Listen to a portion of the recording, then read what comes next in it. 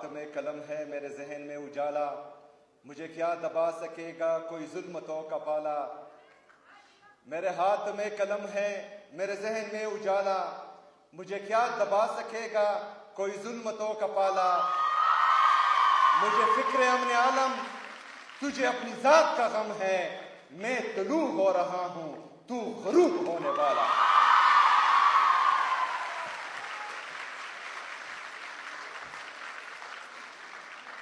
मैं अपनी तमाम बहनों को जिन्होंने आज अपनी डिग्रीज मुकम्मल की, चाहे वो बैचलर्स की हैं, एमफिल की हैं, पीएचडी की हैं, तमाम को दिल से मुबारकबाद पेश करता हूं और उम्मीद रखता हूं कि इंशाअल्लाह ताला आप इस सूबे और इस मुल्क के बेहतरीन मुस्तकबिल में इससे आगे अपना किरदार अदा करेंगी इंशाअल्लाह ताला। मैं उन तमाम स्टूडेंट्स को खिराज तहसीन पेश करता हूं और सलाम पेश करता हूं, उनके पेरेंट्स को, उनके टीचर्स को, जिन्होंने आज अपनी मेहनत और लगन से गोल्ड मेडल हासिल किया है, उन सबको मुबारकबाद।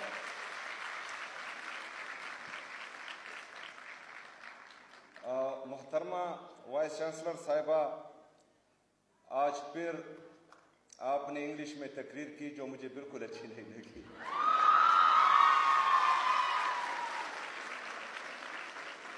मैंने तमाम यूनिवर्सिटीज़ को ये हिदायत दी है कि हमारी कौमी ज़ुबान उर्दू है और तमाम तकरीरें उर्दू में होगी।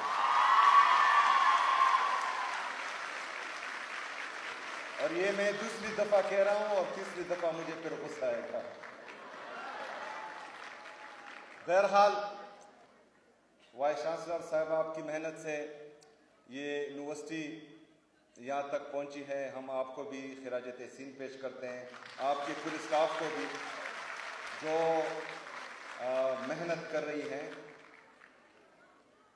आपको पता होना चाहिए कि एक माइंड सेट जिसकी मैं बार बार बात करता हूँ कि उनको अच्छा नहीं लगता कि खैबर पख्तूनख्वा तरक्की करे, उनको अच्छा नहीं लगता कि हमारे बच्चे पढ़ें, उनको अच्छा नहीं लगता कि हमारे बच्चों के हाथ में कलम हो, क्योंकि हमें हमेशा बे से बंदूक ही सिखाया गया है।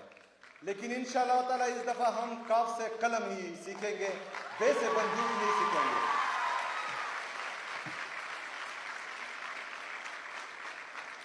कल सोशल मीडिया पर एक बात मेरे कानों से गुजरी जो मुझे बहुत बुरी लगी। एक बंदा कह रहा था कि मैं खैबर पख्तूनख्वा, क्या हम खैबर पख्तूनख्वा की बच्चियों को दोबारा गारों में भेज दें? तो ये तो आप लोगों का ख्वाब हो सकता है, लेकिन इन बच्चियों का भाई यहां खड़ा है और इंशाल्लाह जो यही नहीं देगा। हमने बहुत मुश्किल से खैबर पख्तूनख्वा में दोबारा अमन कायम किया था। हमारी बच्चियां और बच्चे पुरअमन माहौल में तालीम हासिल कर रही थी, लेकिन बंद कमरों के फैसलों ने एक दफा फिर हमारी जिंदगी अजीरन बनाई हुई है, जिस पर मैं बार बार तनकीद करता हूं। और बंद कमरों के फैसले हमेशा नुकसानदेह होते हैं। हम तनकीद भी करते हैं, साथ में एक पॉलिसी भी देते हैं, और अगर उस पॉलिसी पे अमल किया जाए तो इसमें कोई छोटा या बड़ा नहीं होता। इससे तमाम खैबर पख्तूनख्वा की आवाम का भी फायदा है और पाकिस्तान का भी फायदा है। यहां पर एक दफा फिर जो मैं बार बार कह रहा हूं कि मिलिट्री ऑपरेशन की तैयारी हो रही है, तो मिलिट्री ऑपरेशंस, इनके ऑफिशियल स्टेटमेंट्स हैं कि तकरीबन 22 से ज्यादा मिलिट्री ऑपरेशन खैबर पख्तूनख्वा में हुए हैं, 14,000 से ज्यादा इंटेलिजेंस बेस्ड ऑपरेशंस हुए हैं, लेकिन फिर भी दहशतगर्दी खत्म नहीं हो रही। अगर मुसलसल ऑपरेशंस करने के बाद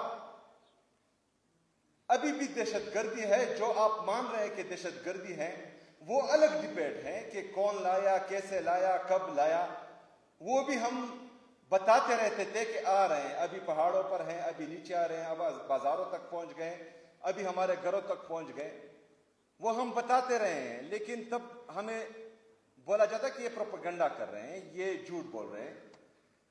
और मुराद सईद साहब की तमाम तकरीरें और तमाम स्टेटमेंट्स मौजूद हैं इस हवाले से, वो रिकॉर्ड पर हैं, वो हर बंदा देख भी सकता है। लेकिन आज एक दफा फिर अगर मिलिट्री ऑपरेशन किया जा रहा है तो कौम को एतमाद मिले, क्योंकि कौम को एतमाद ही नहीं है। वो कह रहे हैं कि मुसलसल एक प्रैक्टिस हो रही है और तकरीबन 15-17 साल से मुसलसल एक प्रैक्टिस हो रही है और वो नतीजा खेज नहीं है। तो ये जरूरी है कि पॉलिसी शिफ्ट आना चाहिए, और पॉलिसी शिफ्ट बंद कमरों में नहीं, यहाँ खैबर पख्तूनख्वा की हुकूमत, खैबर पख्तूनख्वा के स्टेक होल्डर्स, खैबर पख्तूनख्वा की अवाम, यहाँ के मशरान, तमाम को एतमाद में लेकर एक वाज़ेह पॉलिसी बनाई जाएगी तो वो मुस्तकिल और पायदार अमन में अहम किरदार अदा करेंगी। लेकिन बंद कमरों के फैसले अगर आप वहां से इंप्लीमेंट करेंगे तो नतीजा यही होगा कि 17 साल से जो है मेरे पख्तूनख्वा के अवाम दर बदर की ठोकरें खा रहे हैं।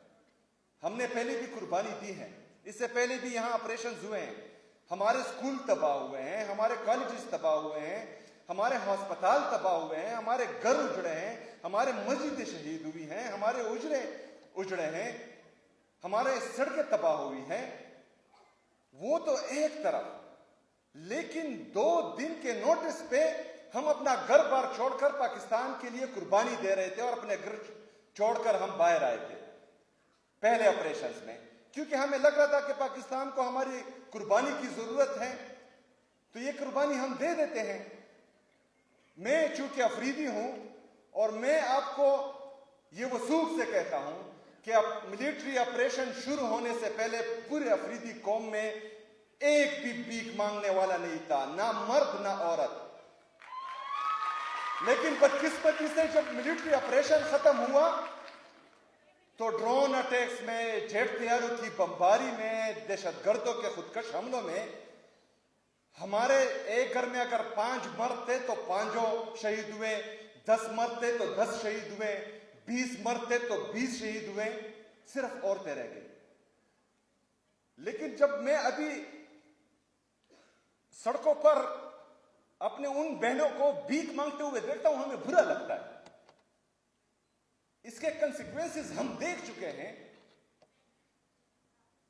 हमने बार बार कुर्बानी दी है पाकिस्तान के लिए, अगर एक दफा फिर कुर्बानी देनी पड़ेगी तो हम दरेख नहीं करेंगे इससे। लेकिन यहां पर नीयतों में फर्क है, यहां दहशतगर्दी को खत्म नहीं किया जा रहा, यहां पर पाकिस्तान तहरीक इंसाफ को और इमरान खान को खत्म करने की बातें हो रही है।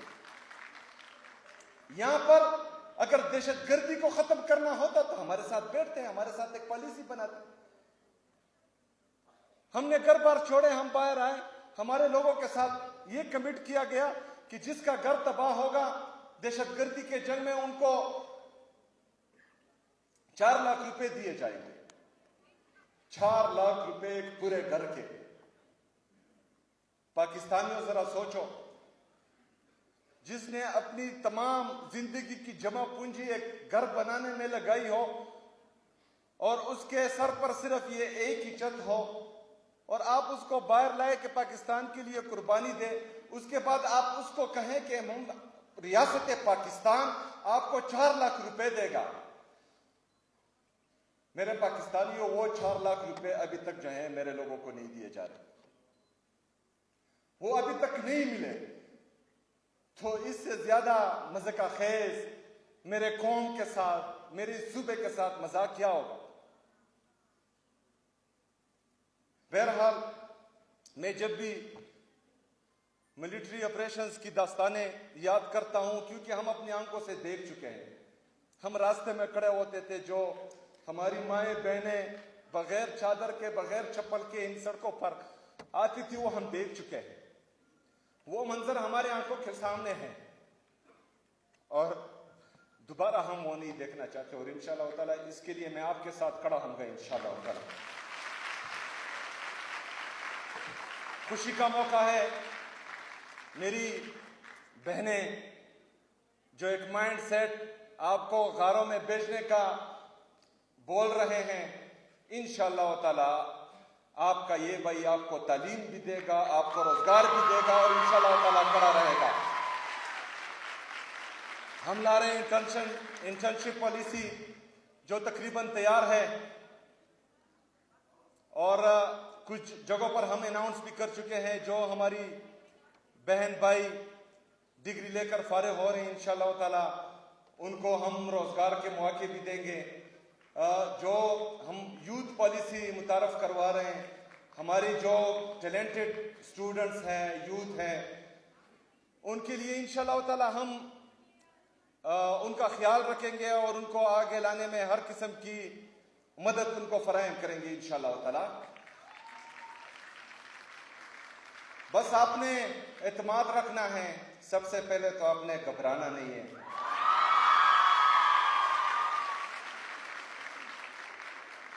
अगर मेरी आंखों में आप आंसू का कतरा देखें तो वो आंसू का कतरा आपके मुस्तकबिल के लिए, आपके दुख और दर्द के लिए होगा। ये कभी खौफ से मेरी आंखें जो हैं आप नम नहीं देखेंगे, कभी डर से मेरी आंखें आप नम नहीं देखेंगे इंशाअल्लाह।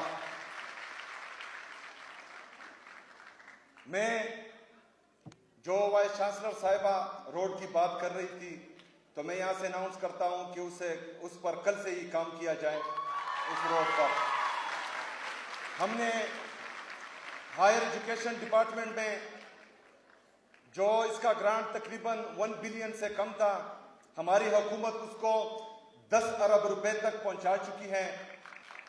इससे पहले जो हायर एजुकेशन डिपार्टमेंट का बजट था वो तकरीबन 24 अरब रुपए था। हमारी हुकूमत अल्हम्दुलिल्लाह उसको 50 अरब रुपए तक पहुंचा चुकी है।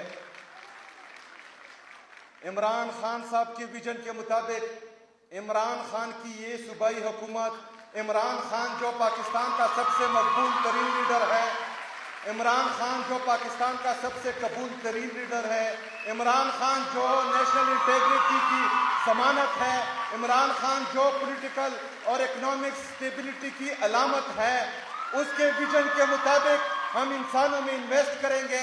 इंशाअल्लाह ताला इमरान खान की ये हुकूमत अपने अवाम के साथ चट्टान की तरह खड़ी होगी इंशाअल्लाह ताला। बहुत शुक्रिया, बहुत मेहरबानी। वमाले नहीं दल बला।